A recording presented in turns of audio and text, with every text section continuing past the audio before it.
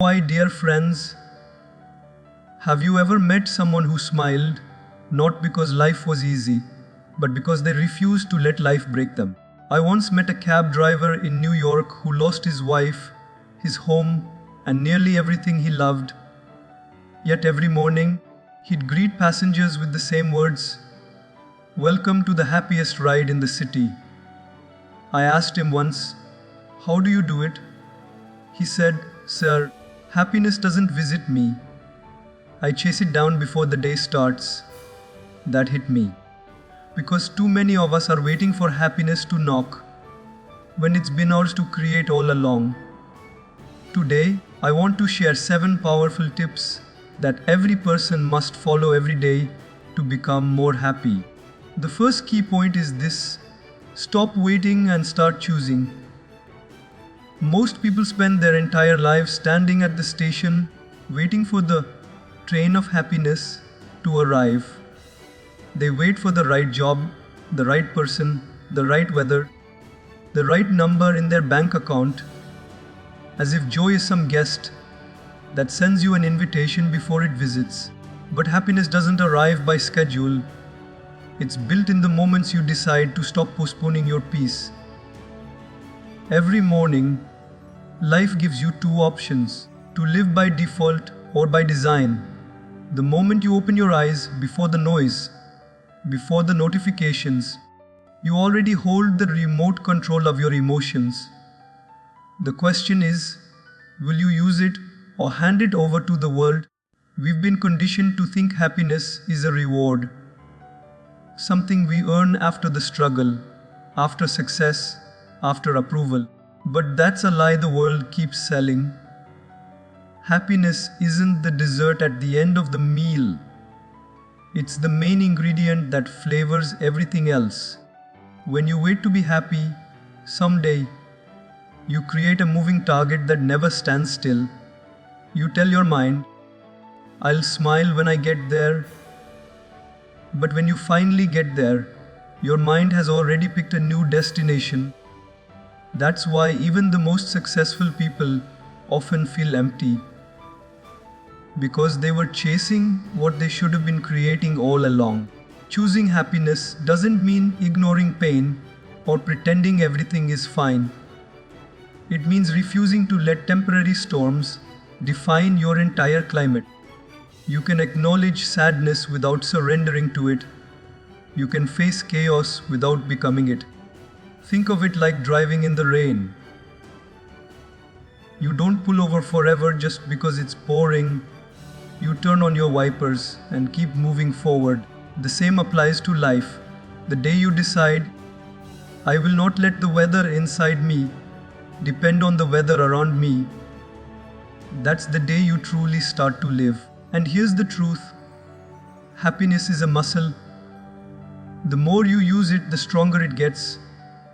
The less you practice it, the weaker it becomes. Every time you choose gratitude over complaint, every time you find one reason to smile in the middle of difficulty, you are training your emotional strength. People who seem naturally happy aren't lucky. They're disciplined. They've built habits that protect their peace. They journal, they reflect, they forgive fast. They don't wait for life to be easy. They practice joy until it becomes effortless. There's incredible power in small choices. You might think one smile doesn't matter, one act of gratitude won't change much, but it does. Tiny decisions compound. One positive thought in the morning can shift your tone for the entire day. One act of kindness can ripple through people you'll never meet. Every small choice to be joyful today rewires your brain for resilience tomorrow. You're not just deciding how you feel for a moment. You're shaping the kind of person you become for life. And when that shift happens, the world doesn't need to change for you to feel fulfilled. You change how you see the world. So, stop waiting for happiness to come wrapped in perfect circumstances. It's not a gift waiting under the tree of achievement. It's the fire you light when everything feels cold. Choose it before success. Choose it before healing. Choose it before the apology, before the clarity, before the closure.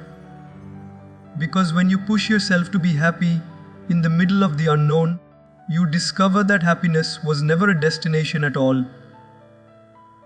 It was a direction only you could decide to walk in. The second key point is this: don't let moods run your mission. Your emotions are powerful, but they are also unpredictable. One moment they lift you, the next they drown you. If your life's direction depends on how you feel in a given hour, you'll never move beyond your own hesitation. Feelings are meant to be indicators, not dictators. They tell you how the moment feels, but they shouldn't decide how your life unfolds. You cannot allow a bad morning to define a bad day, or a bad day to define a bad life. The people who achieve peace and progress aren't those who always feel good.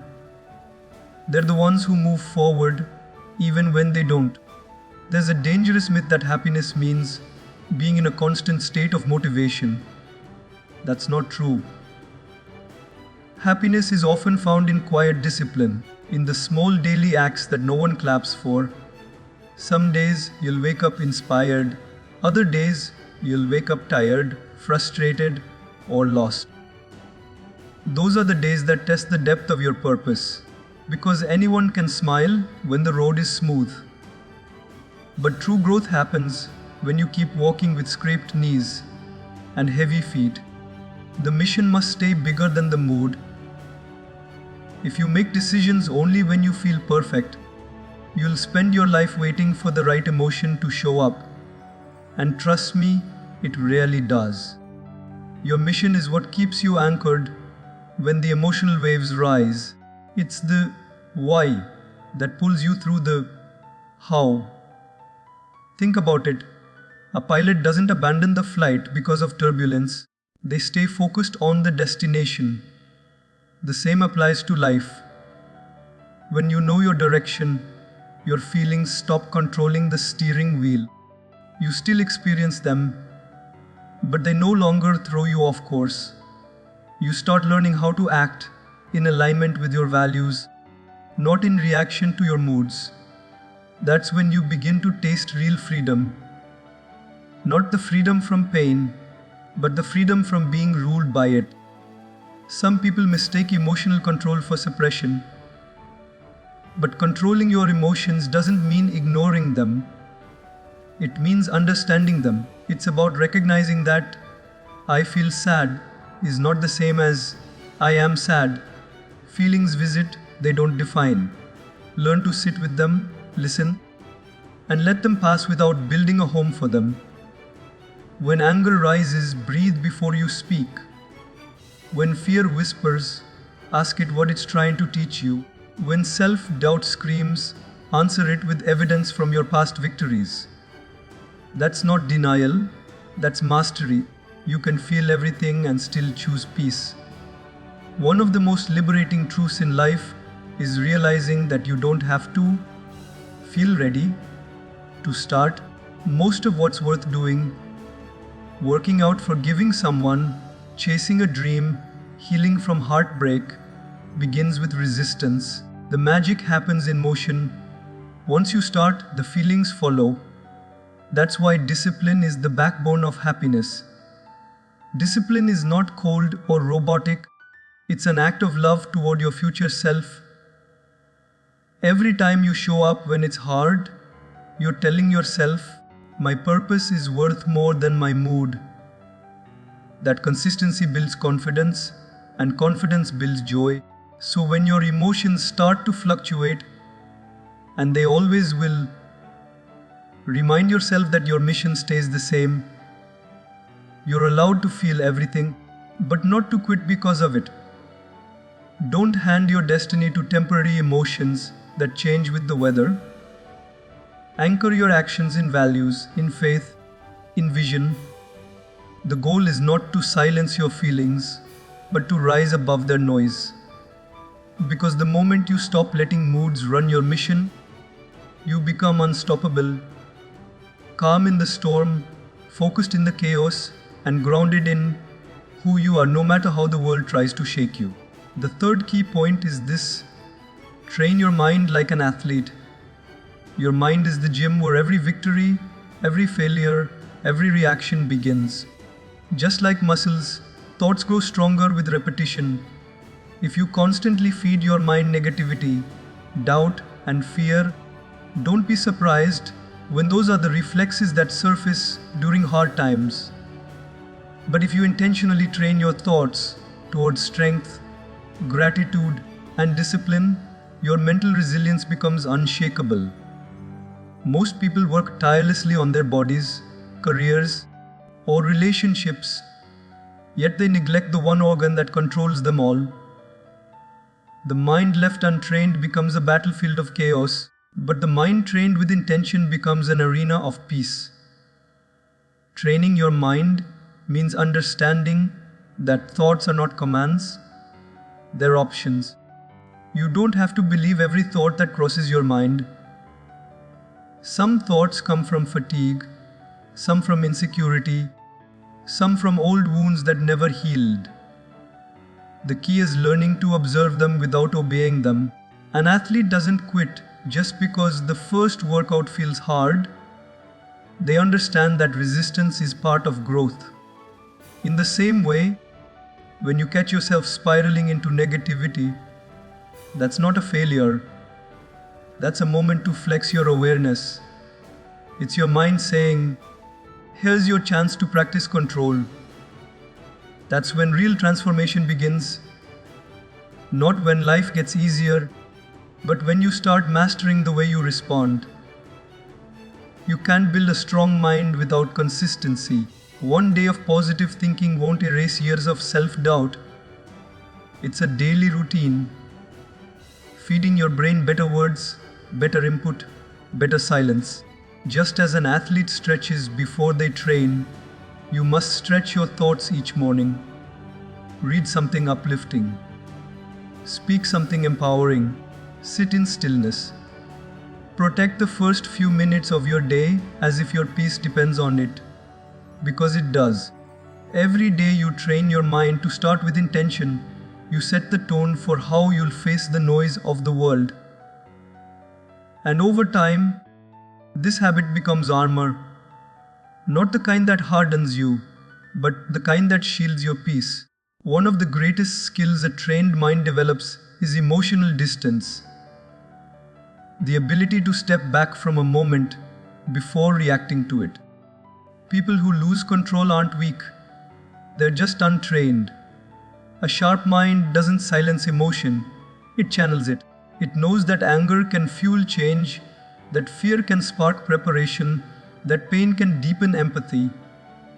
The difference lies in direction. The untrained mind lets emotion drive the wheel. The trained one uses it as fuel, but keeps its hands on the steering. That's what mental fitness looks like. Not emotional numbness, but emotional wisdom. Every athlete knows that recovery is part of training, and your mind is no different. You can't run it at full speed every day without rest, reflection, and recalibration. Mental burnout happens when you mistake activity for progress.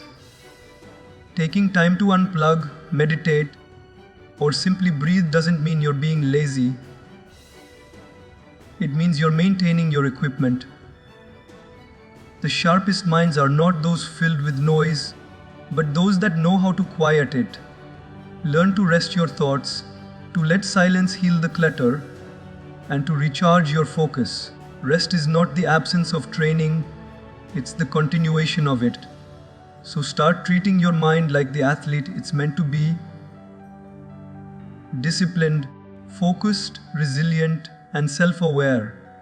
It won't happen overnight, but neither does strength in any field.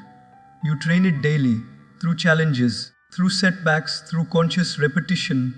You stop feeding it junk, gossip, fear, comparison, and start feeding it truth, perspective, and gratitude. Over time, your mental endurance will outlast every obstacle, and one day, You look back and realize that you didn't just survive chaos, you trained your mind to dance through it. The fourth key point is this: serve someone every day. We live in a world where everyone is chasing happiness, yet few realize that the fastest way to feel fulfilled is to give. Serving others isn't about charity or being seen as kind, it's about rediscovering your own humanity. When you step outside of your own problems to lift someone else, your heart remembers its true purpose. The emptiness many people feel today isn't from lack of success, it's from lack of connection. Service fills that space not with noise, but with meaning. Because every time you make another person's day a little lighter, your own soul becomes a little stronger. Serving doesn't always mean grand gestures or dramatic sacrifices. Sometimes it's as simple as listening without interrupting, encouraging without expectation, or smiling at someone who forgot how to. We underestimate the quiet power of small kindnesses. The truth is, most people are fighting silent battles you'll never see, and your one act of compassion might be the only warmth they feel that day. The most powerful form of service isn't loud, it's consistent. It's the kind that expects nothing in return. You might never know how deeply one moment of care impacts a stranger, but that's not the point. The beauty of service lies in doing it anyway. When you make service a daily practice, your perspective begins to shift. You start to notice people instead of passing by them. You become more patient with those who frustrate you and more grateful for what you have. It's impossible to be both bitter and genuinely helpful at the same time. One emotion cancels out the other. Service rewires the heart away from selfishness and toward empathy. You begin to see the world not as a competition, but as a community. The act of giving in itself becomes healing. You stop asking, "What am I getting from life?" and start asking, "What am I giving to it?" There's a quiet irony in service. The more you give, the more you receive internally. Helping others releases you from the cage of your own overthinking. It gives purpose to pain. It turns suffering into strength, because when you use your scars to guide someone else, they stop feeling like wounds and start feeling like wisdom. Every person you lift, every soul you comfort, adds another brick to the foundation of your peace. The happiest people aren't those who avoid struggle, they're the ones who turn their struggle into service. They stop hoarding love and start circulating it. Serving others also teaches humility, the understanding that life is not about being above or below anyone but beside everyone. You learn that no job is too small, no person too insignificant, and no moment too ordinary to make a difference. True service is not about superiority, it's about solidarity. It's looking into the eyes of another human being and silently saying, "I see you, you matter." That awareness breaks the illusion of separation and reminds you that your existence is intertwined with every life you touch. The moment you serve without ego is the moment your heart becomes unstoppable. And perhaps the greatest truth about service is this: it creates ripples that never end. You may think your gesture fades after it's done, but kindness echoes. The person you uplift today might be the one who saves another tomorrow. Every act of service plants a seed, and while you may never see the tree, someone else will rest under its shade. That's how change happens, not through speeches or titles, but through ordinary people choosing to care. When you make it your daily discipline to serve, you stop living for applause and start living for impact, and that shift, quietly and powerfully, transforms everything. The fifth key point is this: forgive quickly and release to rise. Holding on to anger feels like control, but it's really captivity. When you refuse to forgive, you chain yourself to the very pain you're trying to escape. Every grudge becomes emotional debt that drains your peace a little more each day. You replay what they said, how they hurt you, what you wish you'd done differently, and each replay reopens the same wound. Forgiveness is not about approving what happened, it's about refusing to let the past keep you hostage. The longer you carry resentment, the heavier your soul becomes. You think you're protecting your pride, but you're really protecting your prison. Forgiveness is misunderstood because people think it means forgetting. It doesn't. It means remembering differently. It means you look back at the hurt and say, "That happened, but it doesn't define me anymore." You stop trying to rewrite the past and start reclaiming your future. Think about it. If someone wronged you once, that was their act. But every time you relive it, that becomes your act. You're the one keeping the pain alive. Forgiving quickly doesn't make you weak. It makes you wise.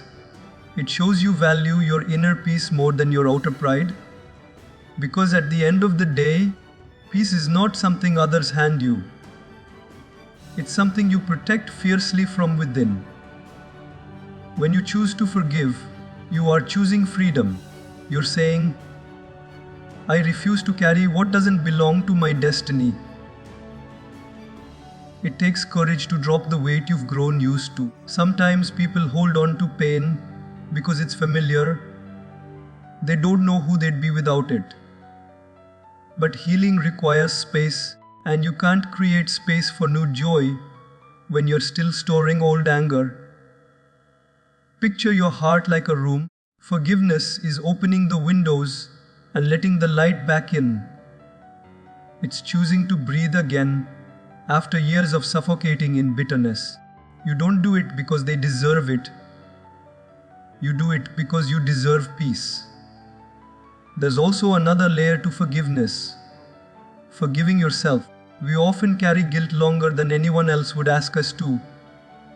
We punish ourselves for mistakes made in moments of confusion, fear, or immaturity. But regret only becomes redemption when it's met with grace. You cannot grow while holding yourself hostage to who you were. Self-forgiveness is not denial, it's accountability with compassion. It's saying, "Yes, I fell, but that fall taught me how to walk wiser." You can't rewrite your story, but you can reframe the meaning of every page. The same hand that caused pain can also be the one that heals it. Forgiveness also teaches us emotional maturity, the ability to respond, not react. When you forgive quickly, you stop living in reaction to others and start living from intention. People who wrong you lose their power the moment you release them. Their actions might still sting, but they no longer steer your peace. Forgiveness turns your heart from a battlefield into sacred ground. It doesn't mean reconciliation is always possible or that boundaries disappear. You can forgive and still walk away. You can release someone and still protect your space. That balance, compassion without compliance, is true strength. And finally, forgiveness reminds us that every experience, even painful ones, can refine us. The betrayal, the disappointment, the unfairness, they all become lessons in disguise. You begin to see how each scar added depth to your character. Pain taught you empathy, heartbreak taught you clarity, and loss taught you appreciation. None of it was wasted. The act of forgiving quickly allows those lessons to flow through you instead of getting stuck inside you. When you release, you rise. You rise lighter, stronger, and clearer. Not because life got easier, but because your heart learned how to stay open even when it was broken. The sixth key point is this: protect your energy like it's currency. Every thought you entertain, every conversation you engage in, Every environment you enter either adds to or subtracts from your inner balance. Yet most people spend their emotional energy carelessly, pouring it into arguments, gossip, comparisons, and overthinking. You wouldn't leave your bank account open for anyone to withdraw from, so why leave your peace exposed? Your energy is your life's battery. When it runs low, everything else starts to malfunction. Protecting it isn't selfish, it's survival. You have to decide who and what gets access to your inner world, because not everyone deserves a seat at your table. Energy isn't only drained by toxic people, it's also drained by unresolved emotions and unnecessary attachments. When you keep revisiting old conflicts or clinging to people who've shown they no longer value your presence, you're leaking power. Protecting your energy means learning to close emotional doors that lead nowhere. It's not about building walls, but choosing where to place your windows. Some people bring light, others bring shadows, and you have to know the difference. The people you allow around you are either charging your soul or slowly unplugging it. If you constantly leave conversations feeling smaller, sadder, or uncertain of yourself, that's your cue to step away. Peace is not found by fixing every relationship. Sometimes it's found by walking away from the ones that drain you. Protecting your energy also means becoming aware of your inner dialogue. The loudest voice you'll ever hear isn't from someone else. It's from within. How you speak to yourself shapes the atmosphere you live in. If your inner talk is filled with criticism, doubt, and fear, even a quiet room will feel noisy. You can't expect peace while feeding your mind poison. Speak to yourself with the same respect you offer to those you love. Challenge your own negativity. Interrupt it. Replace "I can't" with "I'm learning." Replace "I failed" with "I grew." Your words are energy too, and they either deplete or empower. Guard them carefully because they build the foundation for how you experience life.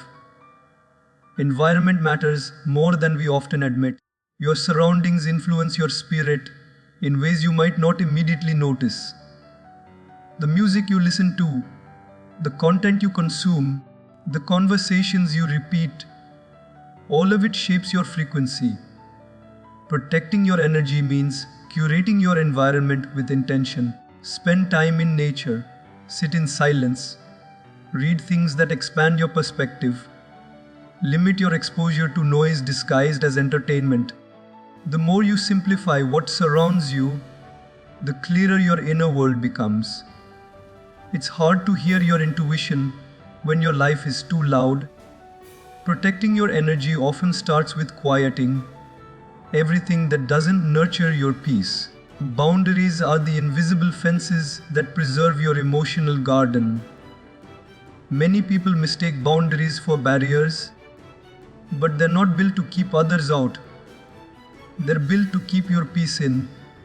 It's okay to say no without guilt. It's okay to choose solitude without explanation. It's okay to distance yourself from people who thrive on chaos. You don't owe everyone your time, your attention, or your emotional labor.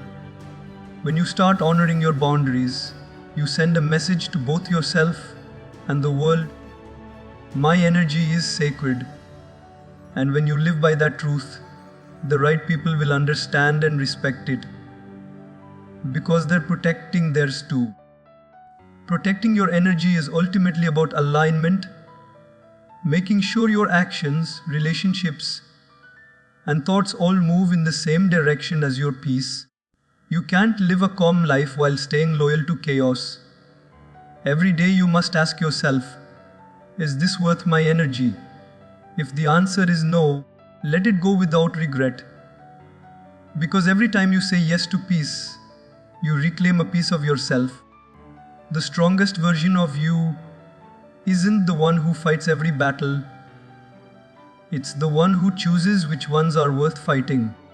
And when your energy is guarded with wisdom, your presence becomes magnetic, your mind becomes clear, and your life begins to move in harmony with your highest truth. The seventh key point is this: end every day with gratitude. No matter how your day unfolds, gratitude is the bridge that carries your heart from chaos to calm. It's easy to be grateful when everything goes your way, but the real strength lies in finding thankfulness in the ordinary, the imperfect, even the painful. Gratitude is not a reaction, it's a discipline. It's training your eyes to notice light even when the sky is dark. Every night, before you close your eyes, take a moment to acknowledge something, however small, that went right. Because gratitude, when practiced consistently, doesn't just change how you see the world, it changes the chemistry of your soul. It's the quiet reset button that prepares your heart to begin again tomorrow. Gratitude doesn't erase your struggles, but it rewrites their meaning.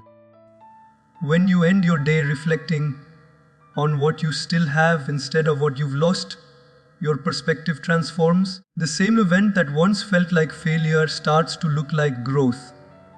You begin to see that even the hard moments carried hidden gifts, a lesson, a redirection, a reminder.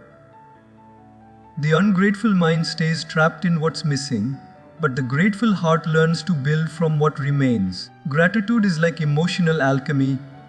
It turns scarcity into sufficiency and pain into purpose. The more you practice it, the more your spirit becomes resistant to negativity. You realize that gratitude is not a passive emotion, it's an act of rebellion against despair. Ending your day with gratitude also teaches you presence. So many people live tomorrow before today has even ended. They lie in bed replaying mistakes or predicting worries, never truly arriving in the now.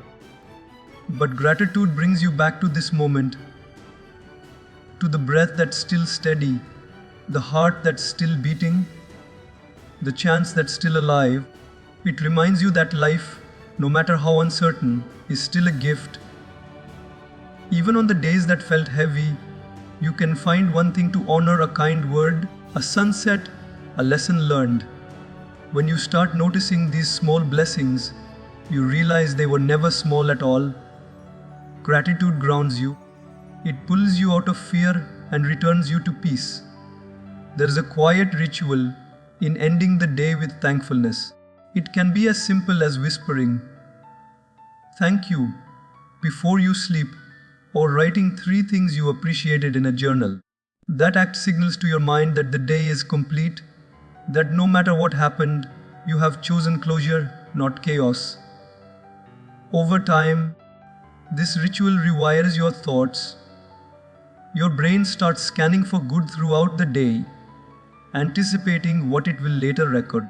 This shift is powerful. You begin to live more consciously, more attentively.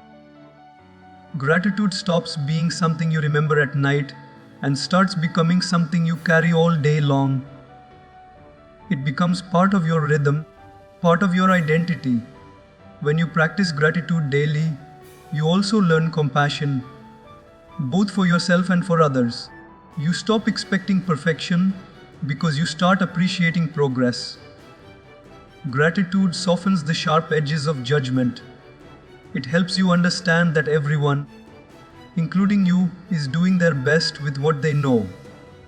When you're grateful, envy loses its grip because your focus shifts from comparison to contentment. You stop chasing what others have and start nurturing what's already yours. That's when peace begins to feel permanent, not because life becomes flawless, but because you've learned to see beauty in imperfection. And perhaps the most profound thing about gratitude is how it connects you to something larger than yourself. It reminds you that you are part of a bigger story, that each day, no matter how mundane or messy, carries purpose.